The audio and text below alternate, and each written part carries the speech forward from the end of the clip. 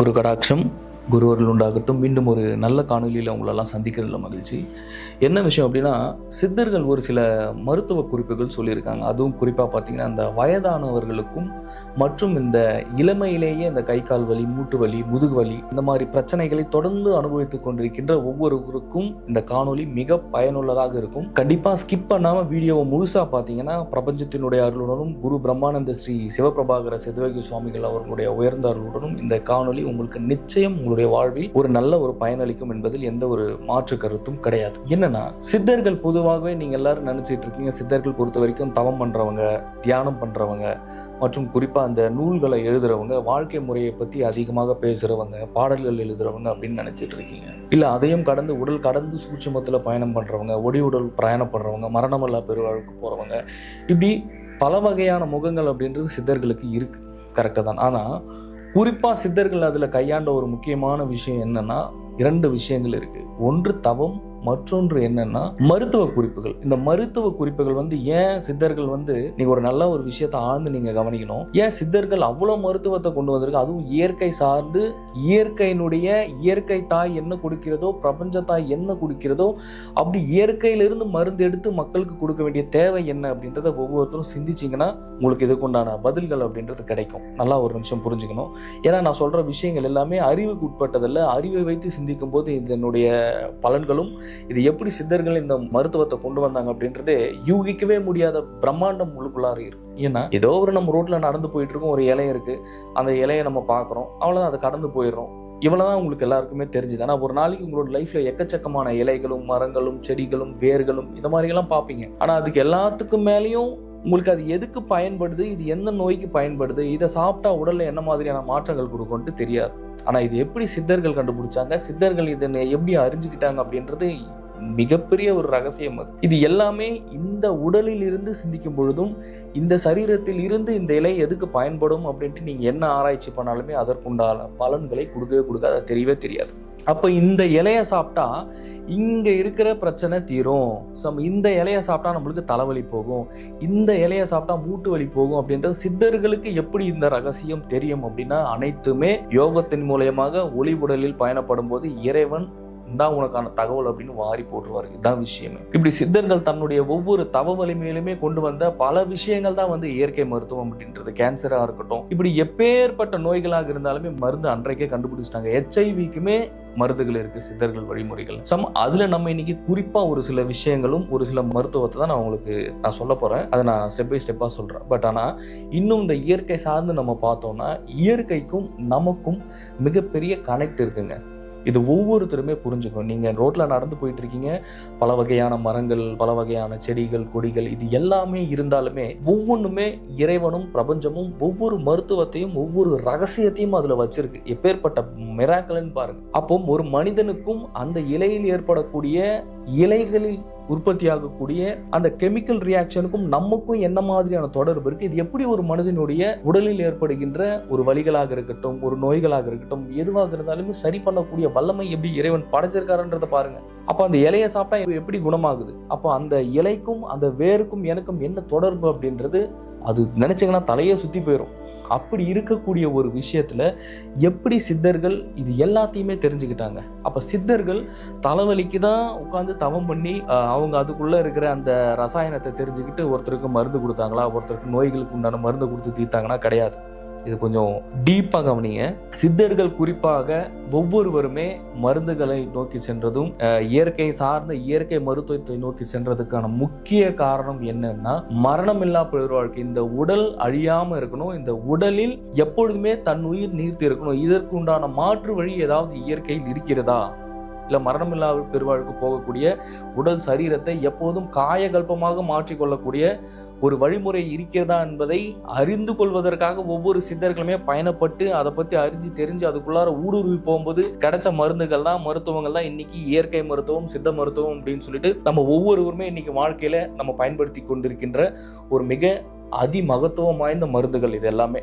உங்களுக்கு தலைவலிக்கோ, உங்களுக்கு ஃபீவருக்கோ, இல்லை கை கால் மூட்டு வலிக்கோ, இதுக்காக சித்தர்கள் தன்னுடைய நேரம் விரயம் செய்து மருத்துவத்தை கண்டுபிடிக்கவில்லை, மருத்துவத்தில் செல்லவில்லை. சித்தர்கள் ஆழ்ந்து தன்னுடைய மரணமில்லா பெருவாழ்வுக்கும் உடலை பதப்படுத்தலும் உடலை காயகல்ப தன்மைக்கு கொண்டு போவதிலும் இதற்குண்டான வழிமுறைகள் தேடுதலில் ஈடுபடும் போது ஒவ்வொரு சித்தர்களுக்கும் அந்த ரிசல்ட்டை தேடி போகும்போது சும்மா போற போக்குல கிடைச்சதுதான் இதெல்லாமே. உங்களுக்கு வாதம், பித்தம், கபம், அதுக்கப்புறமா உங்களோட தலைவலியா இருக்கட்டும், உங்க உடலுக்குள்ளார ஏற்படுகின்ற கேன்சரா இருக்கட்டும், HIV இருக்கட்டும், இந்த மாதிரி விஷயங்களுக்கு எல்லாருக்குமே மருந்து கிடைச்சிருச்சு. அதெல்லாம் ஒரு பெரிய விஷயமே கிடையாது, மருந்துகள் இருக்கு. ஆனா சித்தர்கள் இது எல்லாம் கடந்து மிக முக்கியமாக மகத்துவமாக ஒரு இயற்கையும் இறைவனும் சிவபெருமான் என்கின்ற பேராற்றலும் கொடுத்த ஒரு மறைமுகமான ரகசிய மருந்து தான் காயகல்பம். காயகல்பத்தை உண்ணும்பொழுது, காயகல்பத்தை தின்னும்பொழுது உடலில் இருக்கக்கூடிய 200க்கும் மேற்பட்ட எலும்புகளும் 72,000 நாடி நரம்புகளும் அழியா வண்ணம் எப்பொழுதுமே ஒரு ஆக்டிவாகவும் ஒரு திடகாஸ்தமாகவும் ஒரு சுறுசுறுப்பு தன்மையிலும் எப்போதும் உடலில் பிராணசக்தி சரியாக இயங்க வேண்டும். பிராணசக்தி குறைந்தால் மரணம். பிராணசக்தி சரியாக இயங்குவதற்கு என்ன வழி, தங்கு தடை இல்லாம உடல்ல ஒரு சுழற்சி நடக்கணும், அதுக்கு என்ன பண்றது, ஏது பண்றது அப்படின்னு தேடி கொண்டு வரப்பட்ட மருந்து தான் காயகல்பம். அப்படி காயகல்பத்தை ஒவ்வொருவரும் எடுக்கும் போதும், காயகல்பத்தை உண்ணும் போதும் மரணமில்லா பெருவாழ்வு என்பதை தாண்டி முதலில் உடலில் அவ்வளவு ஒரு திடகாஸ்தமான ஒரு ஆற்றல் என்பது உடலுக்குள் பாயும். அது பிரபஞ்சத்திற்கும் உடலுக்கும் ஏற்படக்கூடிய ஒரு மிகப்பெரிய ஒரு ரகசியம். அது இந்த ரகசியத்தை பத்தி இது வரைக்கும் யாரும் யூடியூப்ல பேசினதில்லை, யாருமே மீடியாக்கள்ல பேசினதில்லை. முதல் முறையா பிரம்ம யோகம் வாயிலாக நம்ம தான் அதை தெளிவா பேசிக்கிட்டு இருக்கோம். இப்படி காயகல்ப மருந்து இந்த உடல் சார்ந்து இந்த ஒரு நோய்க்கு நம்ம இறந்துட மாட்டோமா, நம்ம இறகாம இருப்போமா, நம்ம உடல் எப்பொழுதுமே இளமையா இருக்குமா, அதுக்காக தான் சித்தர்கள் கொண்டு வரப்பட்டாங்களா அப்படின்னா கிடையாது.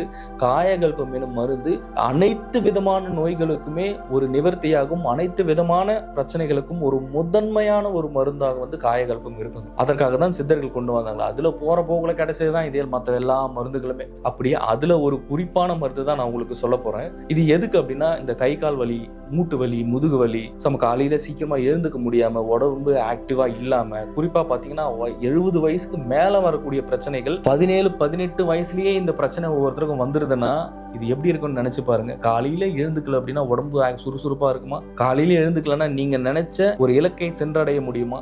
காலையில எழுந்துக்கலன்னா சுத்தி தரித்திரமும் பீடையும் மூதேவியும் தான் அடிக்கும். இப்படிதான் ஒவ்வொருத்தருடைய வாழ்க்கையில நீங்க அனுபவிச்சுட்டு இருப்பீங்க. எங்க உங்களுக்கு உடம்பு ஆக்டிவா இருக்கு, காலையில எழுந்த உடனே உங்களால ஒரு வேலையை சுறுசுறுப்பா செய்ய முடியுதா? முடியல. அதீதமா கொஞ்சம் தூரம் நடந்தா மூச்சு வாங்குறது, இப்படி யோக பயிற்சிகளையும் மேற்கொள்றது கிடையாது, இப்படி தியான பயிற்சிகளையும் மேற்கொள்றது கிடையாது. அப்புறம் எப்போ உங்களை நோக்கி வருகின்ற பிரபஞ்ச ஒளிகள் எப்பொழுது உங்களை சென்றடையும், அதற்குண்டான ஒரு பக்குவத்துக்கு உங்களுடைய உடலை நீங்க ஒவ்வொருத்தரும் வச்சுக்கணும்ல. அப்புறம் வாழ்க்கை மாறல, வாழ்க்கை மாறிடும்னா எங்கிருந்து மாறும்? நீங்க தூங்க தூங்க கர்மான்ற மூட்டை அது உங்களை விட்டு இறங்கவே இறங்காது. அந்த மூட்டை எப்பவுமே உங்க மேல ஒரு பாரமாவே இருக்கும். உடம்பு பாரமா இருக்கு, என்னால எழுந்துக்கவே முடியல அப்படின்னா கம்ப்ளீட்டா கர்மான்ற பெரிய மூட்டை தூக்கின்னு வச்சுட்டான்னு அர்த்தம் கடவுள். அந்த மூட்டையை சுமந்து சுமந்து சுமந்து படுக்கையிலே படுத்து படுக்கையிலேயே போறதா வாழ்க்கை. ஒவ்வொருத்தருமே மெய்யியலை நோக்கியும் ஒரு மெய் கோட்பாட்டை நோக்கும் இறைவனும் பெரும் பிரபஞ்ச பேராற்றலை நோக்கியும் பரபிரம்மமா எங்கும் விசாலமாகி இருக்கக்கூடிய இறைவனை சென்றடைகிறதுக்காகவே இந்த வாழ்க்கை. முதல்ல அதை ஒவ்வொருத்தரும் புரிஞ்சுக்கணும். இறைவனை நோக்கி உங்களுடைய சிந்தனை வைக்க வைக்க வைக்க உங்களுடைய வாழ்க்கையும் உங்களுடைய வாழ்வியலும் எங்கோ இறைவனும் பிரபஞ்சமும் சேர்த்து கொண்டு போவாங்க. ஆனா உங்களுக்கு நம்பிக்கை கிடையாது. ஏன்னா நம்பிக்கை வர்ற அளவுக்கு உங்களுடைய மனசு அந்த படுக்கையை விட்டு எழுந்துக்கல. உங்களுடைய மனசு உங்களுடைய இலக்குகளை நோக்கி உங்களுடைய கவனத்தை நீங்கள் வச்சாலுமே அந்த இலக்குகள் நோக்கி உங்களுடைய மனம் அந்த போக்குல கொண்டு போறதில்லை. ஏன்னா அப்பேற்பட்ட மாயிலையும் அப்பேற்பட்ட படுக்கை எனும் மாயிலும் படுக்கை எனும் அரக்கன் கிட்ட நீங்க மாட்டிக்கிட்டீங்க. ஒவ்வொருத்தருமே மதியம் டைம்ல எழுந்தோம் அப்படின்னா உட்காந்துட்டு அப்படியே ஃபோன் ரீல்ஸை பாக்குறது, போனை வச்சுக்கிட்டு இப்படி ஒவ்வொருத்தருமே இந்த படுக்கையிலேயே உட்காந்து ஒரு கேஜெட்டை யூஸ் பண்ணீங்கன்னா எப்படிங்க உங்களுடைய வாழ்க்கை போகும், மாறும். உடல் ஓய்வுன்றது ஒரு மனிதனுக்கு எப்படி இருக்கணும்னு தெரியுமா? காலையில 3 மணிக்கு எழுந்துக்கும், இல்லை 3:30 மணிக்கு எழுந்துக்கும். ஒரு பிரம்மயோகம் போன்ற ஒரு உயர் ரக பயிற்சிகளை மேற்கொண்டு தன்னைத்தான் அறிய ஒரு வாய்ப்பாகவும் இவ்வுடலை பயன்படுத்தி யோக பயிற்சிகளை மேற்கொண்டு தன்னுடைய கர்மவினைகளை குறைத்துவிட்டு காலையில் 6 மணிக்கு எழுந்து வெளியே வந்து அப்படியே சூரிய நமஸ்காரம் பண்ணி சூரிய பகவானை நமஸ்காரம் செய்ததுக்கு அப்புறம் அப்படியே எழுந்து வெளியே வந்து அடுத்தடுத்த வேலைகளில் தன்னை ஈடுபடுத்திக்கிட்டு காலையில் ஃப்ரெஷ்ஷாக பார்க்கணுங்க பிரபஞ்சத்தை. காலையில் தூங்கி எழுந்த உடனே, நான் சொல்கிற தூங்கி எழுந்தனா 8-9 மணிக்கு கிடையாது, காலையில் 3:30 மணிக்கு நீங்கள் எழுந்து அப்படியே வீட்டில் அந்த அதிகாலை அந்த இளம் அந்த காஸ்மிக் எனர்ஜி பூமியை நோக்கி வரக்கூடிய நேரம் அது. அந்த நேரத்தில் முழுக்க இறைவனோட அருளும் இறைவனோட ஆற்றலும் தான் நிறைஞ்சிருக்கும். அந்த நேரத்தில் எழுந்து கொஞ்சம் கொஞ்சமாக உங்களுடைய வேலைகளை பிரபஞ்சத்தில் நீங்கள் ஈடுபடுத்திக்கணும். காலையில் எழுந்துக்கும் போதே ஹாப்பியாக எழுந்துக்கணும். காலையில் எழுந்துக்கும் போதே இன்பமாகவும் ஃப்ரெஷ்ஷாகவும் நீங்கள் இருக்கணும். அதுக்கு தான் நீங்கள் சீக்கிரமாக எழுந்துறீங்கன்றது. அப்படி இருக்கும்போது தான் பிரபஞ்சத்தோட பிளஸ்ஸிங்காக இருக்கட்டும், இறைவனோட பெரிய பிளஸ்ஸிங் உங்களுக்கு ஒவ்வொருத்தருக்கும் வரும். இதை நீங்கள் செய்யாமல் வாழ்க்கைன்றது மாறுறது அவ்வளோ சுலபம் கிடையாது. காலையில் தியான பயிற்சிகள் ரொம்ப ரொம்ப ரொம்ப ரொம்ப முக்கியம். காலையில் தியான பயிற்சிகளை மேற்கொள்ளும் போது அதுவும் குரு உபதேசம் இல்லாமல் பண்ணக்கூடாது. ப்ராப்பராக ஒரு குருவினுடைய வழிகாட்டுதலோட பயிற்சியை எடுத்து காலையில் அதிகாலையில் ஒவ்வொருவரும் பயிற்சிகளில் ஈடுபட்டு தன்னை ஒரு ஒழுக்க நெறிக்குள்ளே கொண்டு வரணும். இந்த மனசு இல்லைன்னா அலப்பாஞ்சிக்கிட்டு பல விஷயங்கள் உங்களை போய் கொண்டு போயிட்டு தள்ளிக்கிட்டே இருக்கும். இந்த மனசை சரியாக உங்களுடைய கண்ட்ரோல்லையும் மனசு சரியான உங்களுடைய திடகாஸ்தமான ஒரு திடத்துக்குள்ள நீங்க உங்களை கொண்டு போகும்போது எளிமையாக உங்க வாழ்க்கை மாறும். சரி வாங்க இப்போ விஷயத்துக்கு வரேன், அந்த மூலிகை விஷயத்துக்கு. ஸோ காலையில் இந்த அல்சர் இருக்கிறவங்க, இந்த கை கால் வலி, மூட்டு வலி, முதுகு வலி, இந்த மாதிரி இருக்கிறவங்க பல வகையான கீரைகள் இருக்கு. அரைக்கீரை, சிறுகீரை, இப்படி பருப்பு கீரை நிறைய இருக்கு. இதுல குறிப்பா இந்த மணி தக்காளி அப்படின்னு சொல்லிட்டு ஒரு கீரை இருக்குங்க. அந்த கீரையை இந்த வயிற்று புண்ணா இருக்கட்டும், இந்த உடலில் ஏற்படக்கூடிய அல்சராக இருக்கட்டும், வாய் புண்ணாக இருக்கட்டும், இல்லை வாய் துர்நாற்றமாக இருக்கட்டும், இந்த மாதிரி எந்த மாதிரி வயிற்று சம்மந்தப்பட்ட உள் சம்மந்தப்பட்ட விஷயமாக இருந்தாலும் சரி, எனக்கு வயிற்றில் அல்சர்லாம் இல்லை குருஜி, எனக்கு எந்த பிரச்சனையுமே இல்லை, நான் இதை சாப்பிடலாமா அப்படின்ட்டுல, பொதுவாக யாராக இருந்தாலுமே இம்மருந்தை நீங்கள் தாராளமாக எடுத்துக்கொள்ளலாம், தாராளமாக சாப்பிடலாம். இதை சாப்பிட சாப்பிட சாப்பிட உங்கள் உடலில் ரொம்ப அதீதமான ஒரு எனர்ஜின்றது ஃபார்ம் ஆகும். ஸோ இயற்கையும் இறைவனும் சித்தர்களும் சாதாரணமாக இந்த ஒரு குறிப்பை சொல்லிட்டு போல வள்ளலாராக இருக்கட்டும், இல்லை திருமூலராக இருக்கட்டும், எல்லாருமே சொன்ன குறிப்புகள் இருந்தால் தான் அவங்களுக்கு மருந்து இப்போ நான் சொல்லிக்கிட்டு இருக்கேன். இந்த வாரத்தில் ஒரு 2 நாளாவது இந்த மணித்தக்காளி கீரையை கடைஞ்சு நீங்கள் உணவாக நீங்கள் உட்கொள்ளும்போது உங்கள் வயிற்றில் இருக்கக்கூடிய அல்சராக இருக்கட்டும், எந்த விதமான உடற் பிரச்சனைகளாக இருக்கட்டும், இது தீர்த்து கொடுக்கும். அப்பேற்பட்ட ஒரு மகத்துவமான மூலிகை கீரை தான் மணித்தக்காளி கீரை. அதுக்கப்புறம் வயிற்றில் புண்ணாக இருக்கட்டும், இந்த துர்நாற்றம் அடிக்கக்கூடிய ஒரு சில பேருக்கெல்லாம் பார்த்தீங்கன்னா வாய் ரொம்ப நாற்றம் அடிக்கும், முடியவே முடியாது அப்படின்ற சூழ்நிலைகள்ல இருக்கும். அதாவது பக்கத்துல யாராச்சும் பேசினா கூட உங்களால நின்று அவங்க கூட பேச முடியாது, அப்படிலாம் இருக்கும். அவங்க என்ன பண்ணணும்னா காலையில கரெக்டா ஒரு 6:30 மணிக்கு எல்லாமே காலையில எழுந்துட்டு பயிற்சிகளை முடிச்சுட்டு அப்படியே எழுந்து வந்த உடனே தேங்காய் பாலை அரைச்சிக்கோங்க.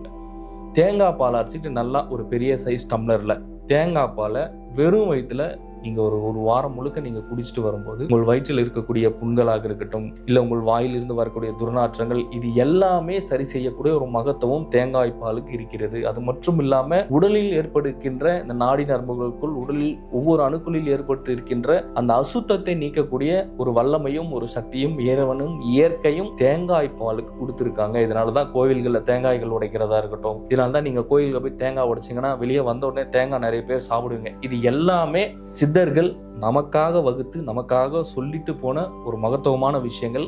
இந்த தகவல் குரு பிரம்மானந்த ஸ்ரீ சிவபிரபாகர சித்தியோகி சுவாமிகள் அவர்களுடைய அருளுடனும் மற்றும் பிரபஞ்ச பேராற்றலும் பரபிரமமாய் எங்கும் விசாலமாகி இருக்கின்ற எம் இறைவன் ஈசனின் அருளுடனும் இக்காணொலியை நான் உங்களுக்கு பதிவு பண்றேன். இதை கண்டிப்பா உங்களோட லைஃப்ல நீங்க ஃபாலோ பண்ணுங்க. நிச்சயமாக இந்த காணொலி உங்களுக்கு பயன்படும் என்று நான் நினைக்கிறேன். மீண்டும் அடுத்த காணொலியில் சந்திக்கலாம். குருவே சரணம். குரு கடாட்சம்.